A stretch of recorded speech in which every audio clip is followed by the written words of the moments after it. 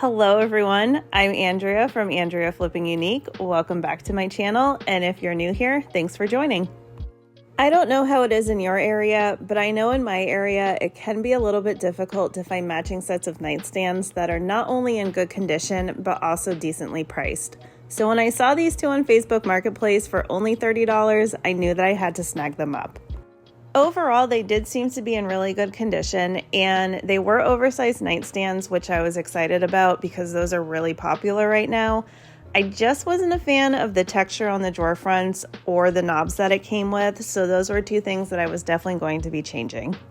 So continue watching and I'll show you how I transform these outdated nightstands into something a little bit more modern and unique.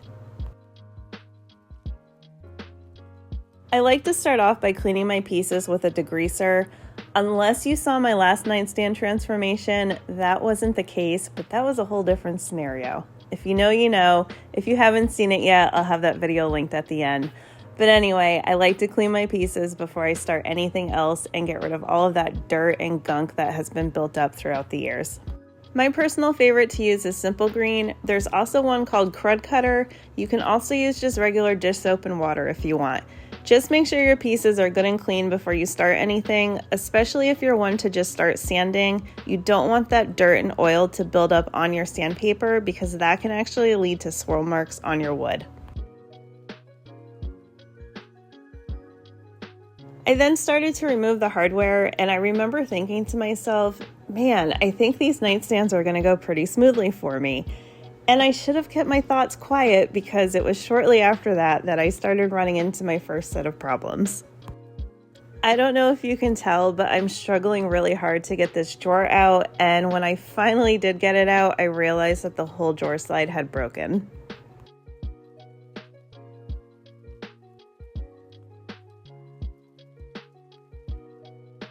Okay, so what I thought was going to be a simple flip is already turning out not to be. So I do have to replace one of these drawer slides, and I have to order more because the ones I have on hand are too long. And my other issue is I wanted to take this felt liner out, and normally it's just placed like we do with normal drawer liners. However, this one is actually wrapped underneath. So I think what I can do is just remove this middle bracket because this is glued down to this piece of plywood, and see if I can't slide it out and just remove it that way. So that is what we're gonna try. There were two brad nails that were holding this support to the sides of the drawers, as well as it being glued to the bottom of the drawer. So instead of removing the whole entire thing, I was actually able just to separate it from the bottom of the drawer by taking a paint scraper and a hammer and slowly tapping it in and separating the two. After that, I removed this screw, and then I did have to take my paint scraper and kind of pry it into the front of it because it was glued in there as well, so that was a little difficult to get out, but I did eventually get it and the whole thing slid right out. After it was out, I just removed that felt. There wasn't any sticky residue or anything on it, which was a huge plus for me. So I ended up just sliding it back in, and then I put some glue in between that support and the bottom of the drawer and just glued everything back in place.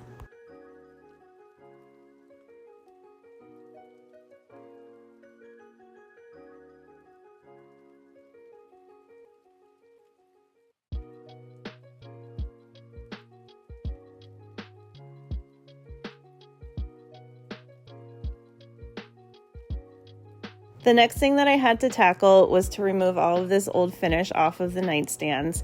The tops and sides were veneer, so I wanted to make sure that I was extra careful with them. I started off by using my carbide scraper. However, this finish was a lot thicker than I expected, so my scraper had a hard time gripping it. So what I do is I take a piece of 80 grit sandpaper on my orbital sander and scuff up that top layer, and that will allow my carbide scraper to grip a little bit better and make it easier for me to remove the finish. And in case you were wondering, because I always have a couple of people ask me, I'm not using stripper because I don't like the mess of stripper, and I try to not use a lot of chemicals. So my go-to methods are my carbide scraper, my orbital sander, or a heat gun. After I got most of the finish off with my carbide scraper, I went back in with 120 grit sandpaper on my orbital sander and removed the rest. I also used my multi-tool with the sanding attachment to go around the edges and the corners. So as I was sanding, I had some thoughts, as we all do, and I was thinking to myself, man, this is going pretty easy again. And again, I should have learned to keep my thoughts quiet because I got bored with my multi-tool and decided to take the finish off of the edge up here, and then I discovered this little problem.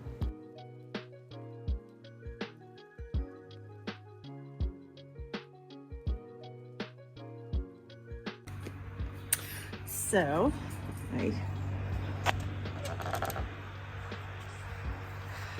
I thought that this was going to be veneer, because I know this is veneer, this is veneer. This piece is solid wood. This, however, is painted. That sucks. So, this is MDF underneath this veneer, if you can kind of see that right there. So, they just painted a faux finish on here. Now I have to decide what I need to do. Awesome. Well, we'll come back to this. So after my little disappointment, I went ahead and just finished removing the rest of the finish. After everything was off, I went back in with my orbital sander and did 150 grit, 180 grit, and then 220 grit sandpaper.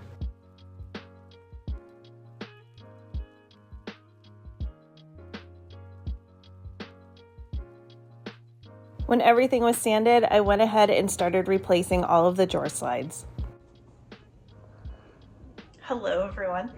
So I'm currently working on switching out all of the drawer slides because a lot of them were broken. So I just decided to change them all out.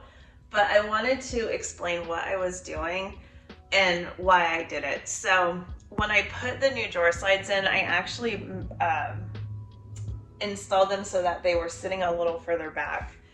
And the reason why I did that is because I do not like this front detail here, and I wanted to do a fluted design with the dowels. But the issue is they sat flush with the trim, so when the dowels, were sitting on the drawer front, they were sitting away from the trim, and that bothered me a little bit. So I actually went onto Instagram and asked if it would bother people if they were sticking out, and it was 50-50. Some said it wouldn't bother them and some said it would. So I did have a couple of people suggest to maybe push the drawer slides back, and I actually did have enough room that I was able to do that, and that's what I did. So now when the drawers are closed, they are sitting more in. So when I put the dowels up, they should sit flush with the trim.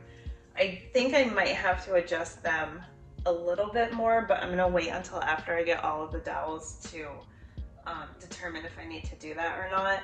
So yeah, that is what I am currently doing, and I will show you all the process.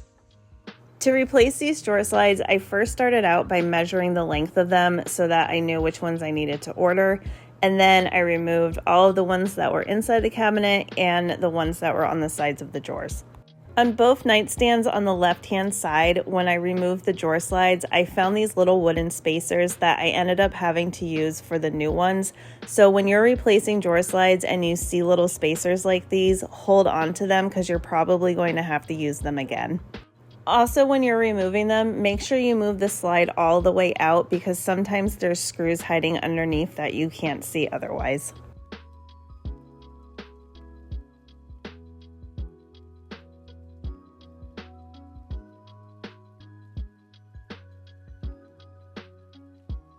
Okay, so I'm going to be replacing this side piece now, and what you want to do when you have your drawer slide is just lift this lever up and pull, and then that is the piece you're going to be replacing, and then this is the one that goes on the inside. Little tip that I like to do is when I have the new drawer slide out, I line it up in the same direction that the old one is, so I know exactly which way it's supposed to go. And then once the old one is out, I just line up the new one right on the edge there and reattach it, and then do the one on the inside.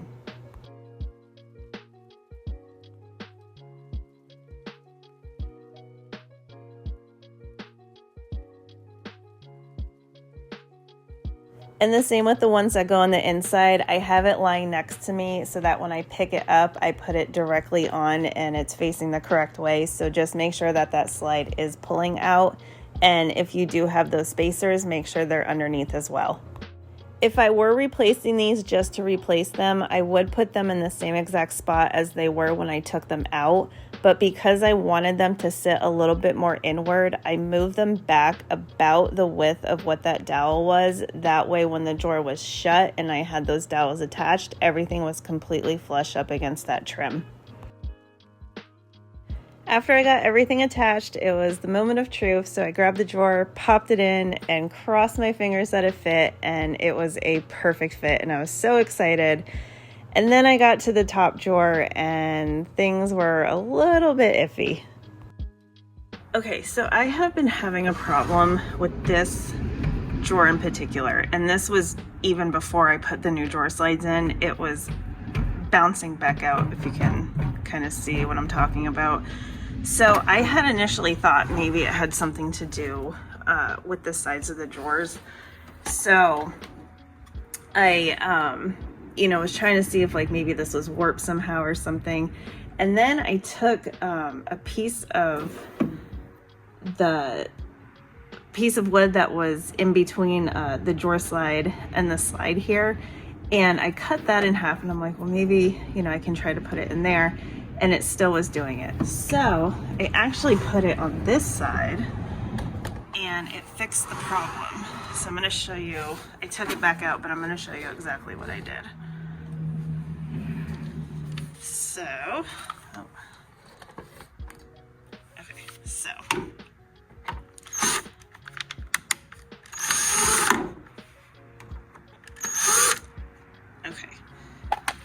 so I had like a little sliver of the piece that was in between the drawer side and the side that fell out, and then I went and wrapped it with an extra piece of edge banding that I had to kind of camouflage it, and I ended up just tucking it.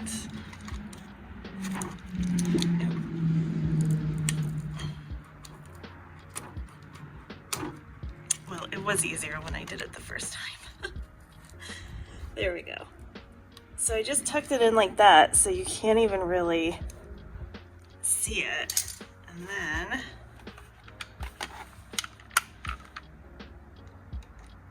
I just screwed it back in, so it's just sticking out a little bit. And I fixed it. So you don't get that bouncing anymore.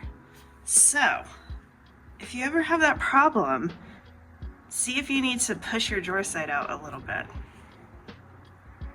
After the drawer slides were put in, I then started attaching my edge banding. I originally was just going to paint these MDF edges because I was trying really hard not to purchase anything else until I used what I had, but I knew deep down inside it was going to look really weird, so I did end up purchasing some edge banding to cover these. If you don't know what edge banding is, it's just really thin strips of wood that have glue on one side, and to attach it, you just use an iron to melt that glue down, and then it will attach right to your substrate.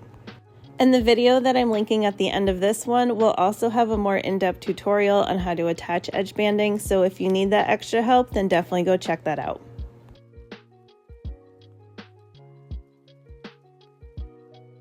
The next thing I had to do was to attach the dowels to the drawer fronts.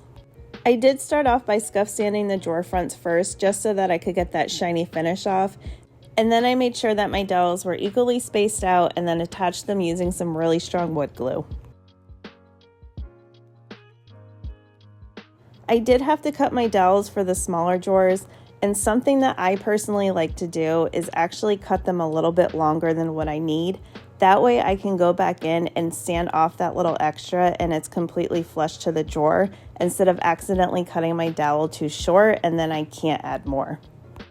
After I had the dowels attached and sanded, it was then time to move on to paint wash.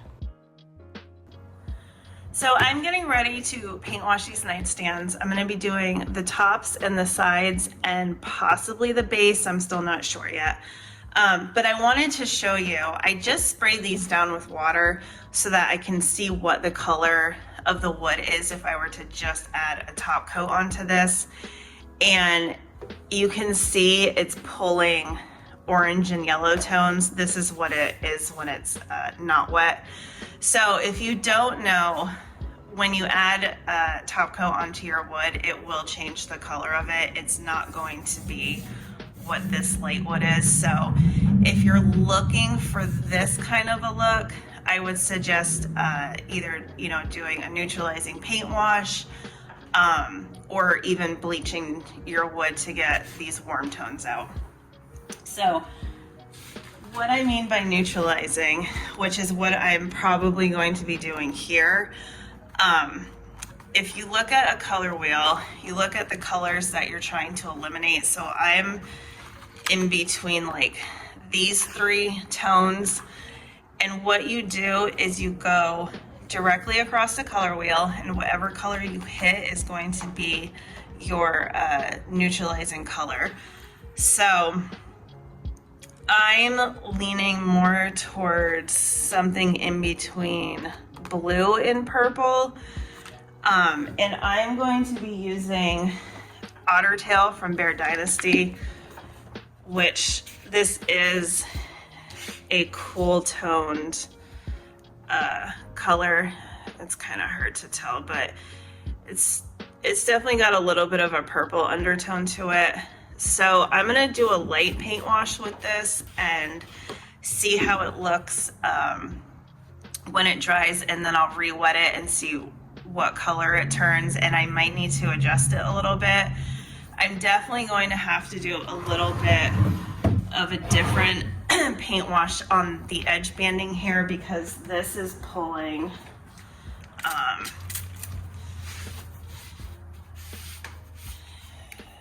well, it's kind of similar. It's definitely pulling a lot more lighter tones. So what I'm gonna do is do the top and the sides first, and then I have a piece of scrap edge banding, and I'll do the paint wash on that and see how well it matches and see if I need to adjust anything. I'm gonna actually mix my paint wash now, and I don't really have a magical ratio. I tend to stay between 3 to 4 parts water to 1 part paint. When I'm first starting out, I lean more on the watery side so that I can always add more paint. It's hard to take paint away. So all I'm gonna do is just add some water. I'll say that's good. And then just add my paints.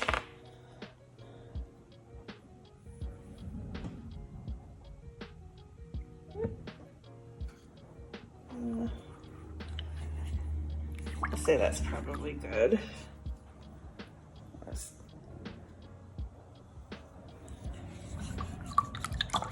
Okay, so we'll try that out for now. And like I said, I can always go back in and add more paint or adjust the color as needed, but I can't really take paint away unless I want to resand it, which I don't want to do because this is veneer. So the other thing is how you apply it. Some people apply it with paintbrush. I actually use a microfiber cloth, and I find it just to work just as well. So let me get all set up and then I'll show you how to do it.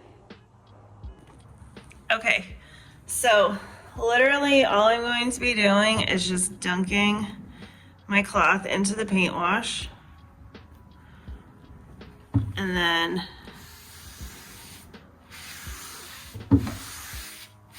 just wiping it on and wiping it back off.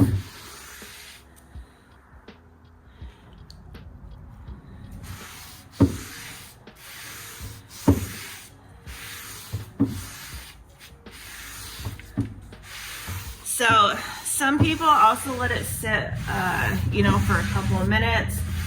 I'm more of a wipe on and kind of immediately wipe off. Just because I'd rather work up to the color that I'm looking for rather than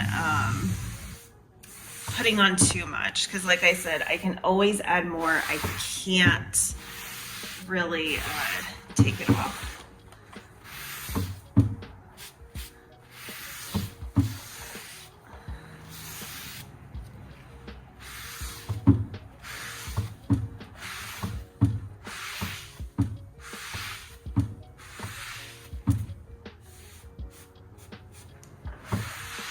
And that's all there is to it. So you can already kind of see that it's starting to dull down that orangey yellow tone a bit. So I'm gonna let it dry and then see what happens, what it looks like when it's dry. I dried this little bit right here and I did add some water, and it's still got a little bit of an orangey tone to it. It's definitely better than what it was. So I think what I'm going to do is add a little bit of blue to my paint wash just to tone this down a little bit more. Okay, so I am going to make a little bit more paint wash just to make sure I have enough, because I still need to do the handles as well. So I'm just gonna add a little bit more.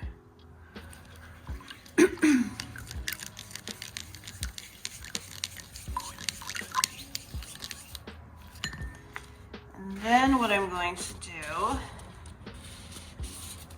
is add a little bit of blue pigment. So if you didn't see my last couple of videos, I've been talking about the We Refinish universal tints, and the kit comes with 12 colors, and then it has an additional 6 wood tone colors. And these can go in any water-based products. So you can add them to paint, top coat, stains, wood fillers, anything that's water-based. So I'm just gonna add a couple. I'll start off with one just to see what that does.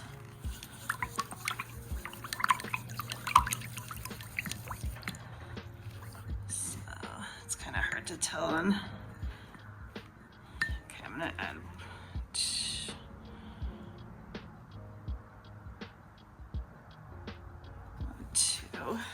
Let's see what that does.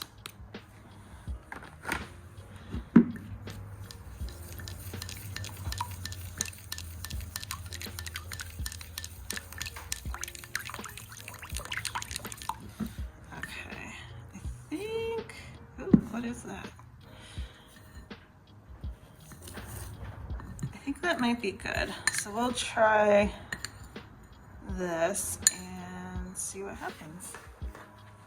Adding the blue pigment to the paint wash is definitely what I needed to do to tone down those orange colors. I ended up stopping after this coat because I like the way the wood turned out. The edge banding, I did have to make a paint wash that was more on the green side because the edge banding was pulling a little bit of a pinkish reddish color. The green helped eliminate that, and then everything ended up matching perfectly. After I was happy with the paint wash, I went in with Behr's water-based polyurethane in matte, and I did 3 coats, and I ended up sanding in between each coat with 2000 grit sandpaper. I'll throw in a picture right here, but you can see the huge difference between the wood now and what it was before. Just by adding that neutralizing paint wash, I was able to eliminate all of that orange tone.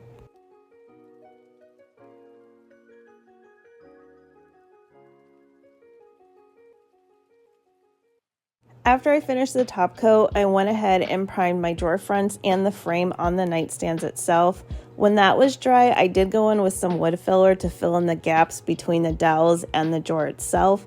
And then when everything was dry, I sanded everything with 400 grit sandpaper.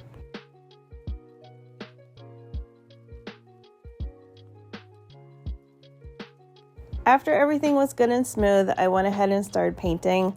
I ended up using the same color that I did from my paint wash because I thought it looked really nice and I wanted to do something a little bit different. Normally, I stick with doing blacks or bold colors, and I thought this nice neutral color would be a good change. I ended up doing 3 coats of paint because I did find this color to be a little bit on the streaky side, and I did sand in between each coat with 400 grit sandpaper.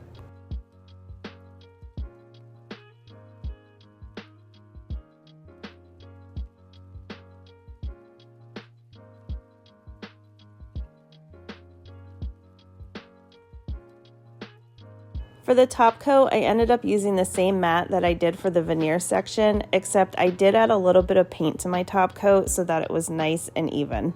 I ended up doing 2 thin coats, and I did sand with 2000 grit sandpaper just to make sure everything was nice and smooth. I wanted to make these nightstands a little bit more unique and one of a kind, so I ended up making my own handles for them. I just grabbed some scrap oak that I had laying around and rounded off the edges and then cut those with my bandsaw.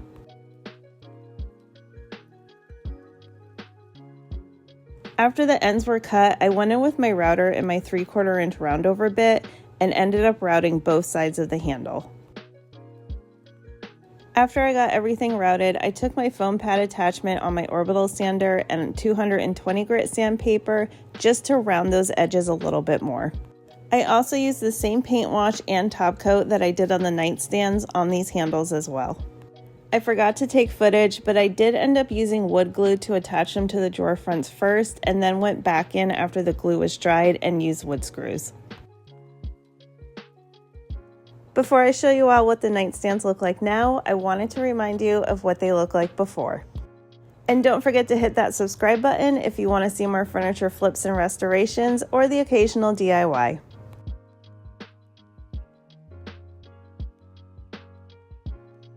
And here's what they look like now. Huge shout out to all of my followers on Instagram who helped me make the decision about the dowels. I'm glad I ended up moving the drawer slides back because I think if they were sticking out, it would have drove me nuts. I will have some of the products I used linked down below, so if you want to go check those out, you're more than welcome to. And like always, let me know what you think in the comments. Even if you don't like it, just be respectful, and I'll talk to y'all soon.